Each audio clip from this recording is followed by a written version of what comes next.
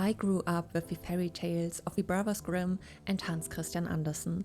Many Disney films are based on these fairy tales. However, the original stories were usually drastically changed during the adaptation process. These original stories differ greatly from the ones we know from our beloved Disney classics, and happy endings are few and far between. There is a particular reason why the original fairy tales were so much darker and crueler. As this essay will show, fairy tales were more than just children's stories. They were moral lessons. What happens when Disney changes this core? That's exactly what we are looking at. In this video, I exclusively compare fairy tales with Disney's animated films.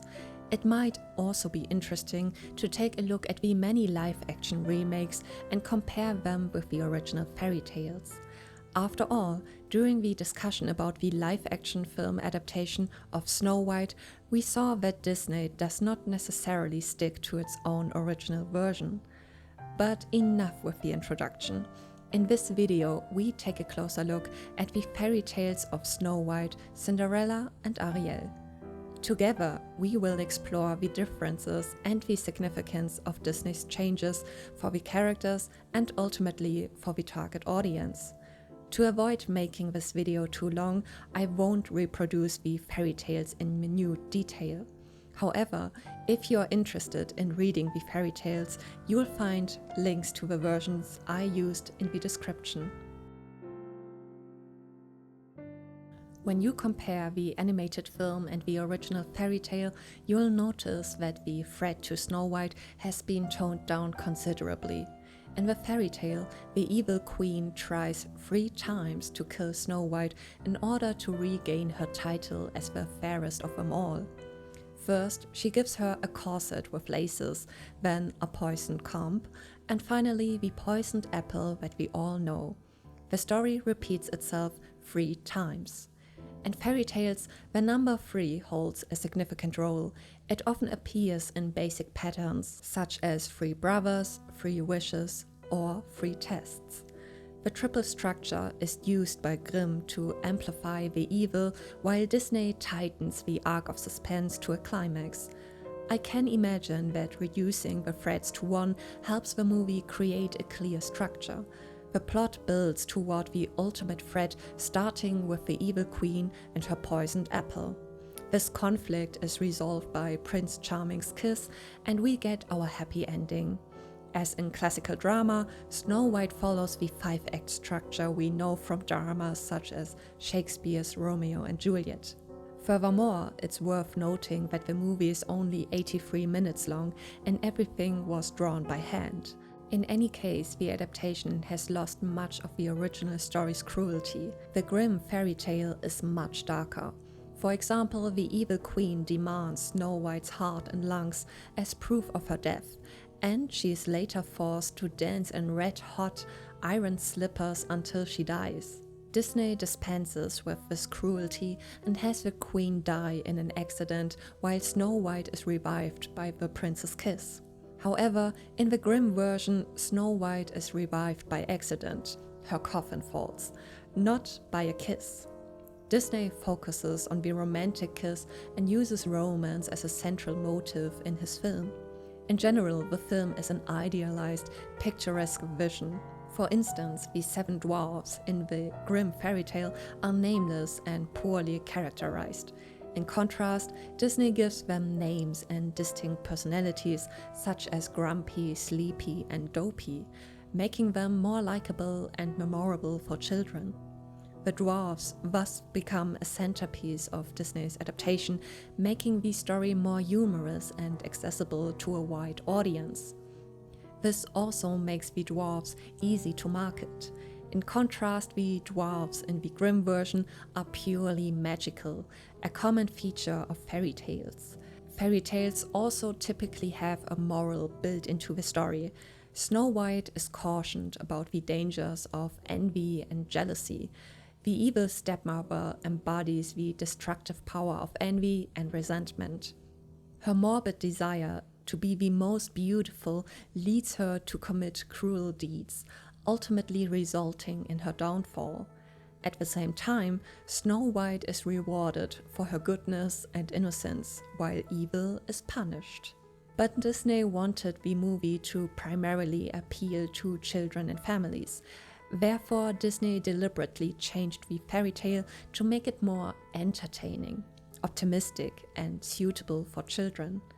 They replaced the dark, brutal, and moralizing elements of the Grimm version with humor, romance, and lovable characters to appeal to a wide audience.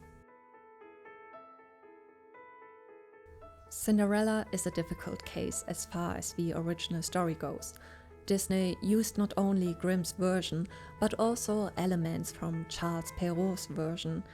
The fairy godmother, pumpkin carriage, glass slippers, and transformation of animals into people, for example, were taken from Perrault's version. However, what interests me most is the stark contrast between Disney's adaptation and the Grimm original.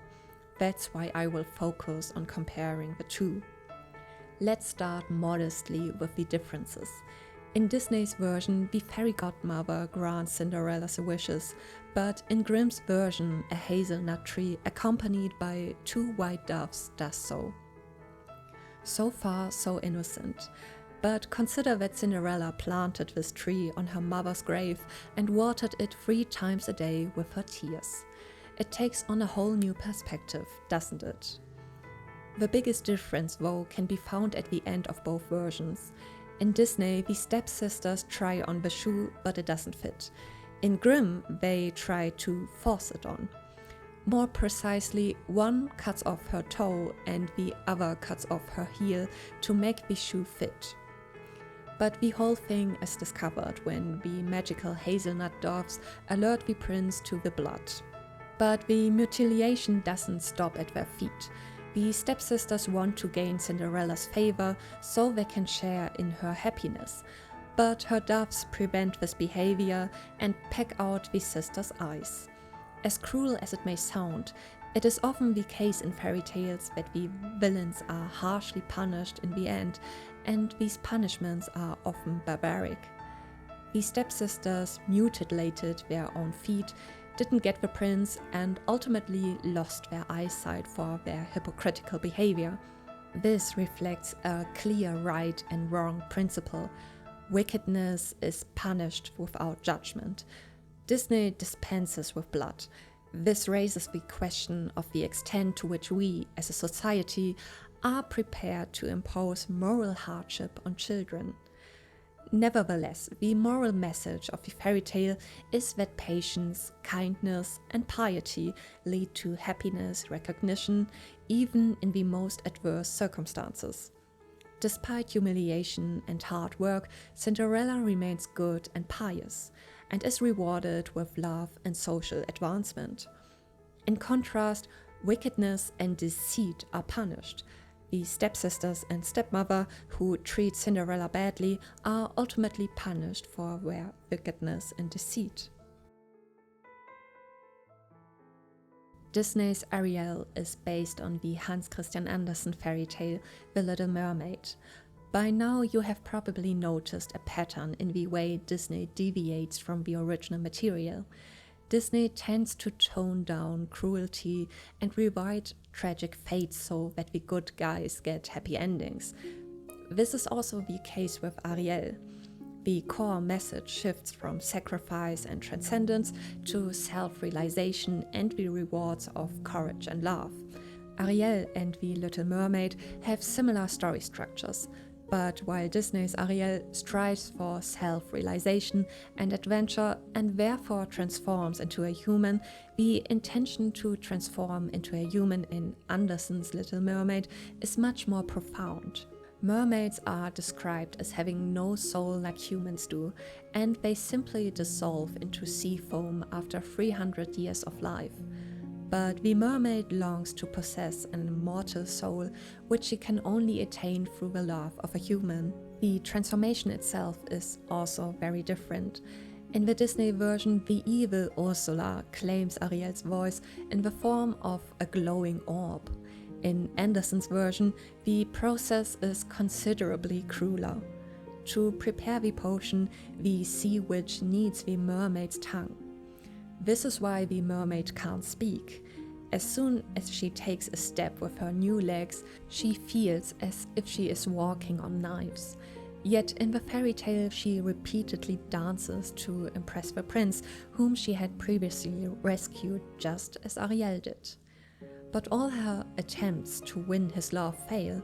Although the prince is not deceived by the sea witch as he is in the Disney version, it is still tragic. He thinks the beautiful princess from another kingdom is a savior who rescued him in the shipwreck at the beginning of the story. As it must, he marries the princess. For the Little Mermaid, this means she will dissolve into sea foam at dawn, the day after the wedding. However, Andersen's fairy tale takes another turn. The mermaid's sisters want to save her. The family plans a much larger role in the fairy tale than in the movie, but enough about that. The sisters all cut off their long hair and gave it to the sea witch in exchange for a dagger. The mermaid is supposed to kill the prince with this dagger, and her legs are supposed to turn back into a fishtail. However, she cannot bring herself to do it and sacrifices herself instead. Ultimately, she becomes an air spirit, hoping to gain an immortal soul through good deeds. Andersen's The Little Mermaid conveys that true love is not selfish, but often requires great sacrifice. The Little Mermaid is willing to give up her voice, her identity, and ultimately her life to ensure the prince's happiness, even if she receives no love in return. Her love is unconditional and selfless, portrayed as the ideal of sacrifice. However, the story also shows that love is not always rewarded, and even the greatest sacrifices do not always lead to the desired outcome. She accepts her pain, choosing forgiveness and letting go of her revenge or selfishness. This illustrates dealing with unfulfilled desires and losses. The story can also be interpreted as a symbol of the search for oneself. The mermaid leaves her family world and accepts pain and uncertainty to reach a new, higher goal, attaining a soul. Andersen links religious and spiritual ideas of self-conquest, transcendence, and the hope of life after death. I have also read interpretations, though, that the fairy tale can be understood as a warning to girls, because in the end, the Little Mermaid had to sacrifice a lot for her love. And you have to ask yourself whether it was worth it. Disney, on the other hand, focuses on self-realization, courage, and the power of love. Arielle fights for her dreams and is rewarded in the end. The story is more optimistic. Disney has given us happy endings in its films, but what has been lost in the process? While Disney's adaptations of fairy tales often soften the darker elements of the originals, they also reshape the core of the female protagonists. These changes are not merely aesthetic, they influence how young audiences, especially girls, understand ideals of femininity, agency, and self-worth. Across all three films, Disney princesses are reimagined to embody mid-20th century ideals of femininity. They are beautiful, virtuous, and emotionally expressive, yet passive. Kindness, optimism, and sweetness take precedence over intellect or problem-solving. True transformation or salvation arise via external agents, fairy godmothers or princes, rather than the heroines themselves. And finally, in every story, love is the principal reward, anchoring self-worth to romantic success. In fairy tales, the beauty and loveliness of heroines also play a role, and they usually remain passive.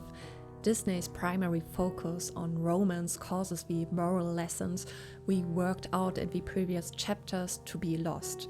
The adaptation of the original that results is hollowed out and superficial.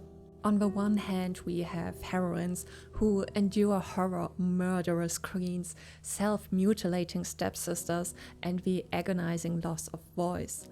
On the other hand, we have songs, happy animals, and the promise of true love's kiss. But there is a special reason for the brutality in fairy tales.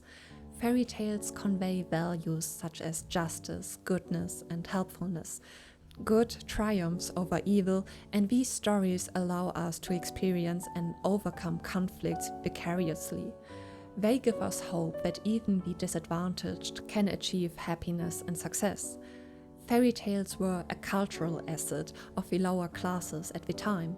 They could not read or write, but they told stories. You may have noticed that the protagonists in fairy tales often suffered. They were enslaved and endured much suffering. Therefore, fairy tales represent a wish for a better life and offer a distraction from often harsh everyday life. They offer an escape into a world where the impossible is possible. The Disney versions, with their loving hand-drawn animations and music, have their own charm and fit well with our nostalgia for these films. However, the moral message of the fairy tales is weakened or lost through the adaptations. This brings us to the question, were Disney's changes a good thing because they struck a chord with the times?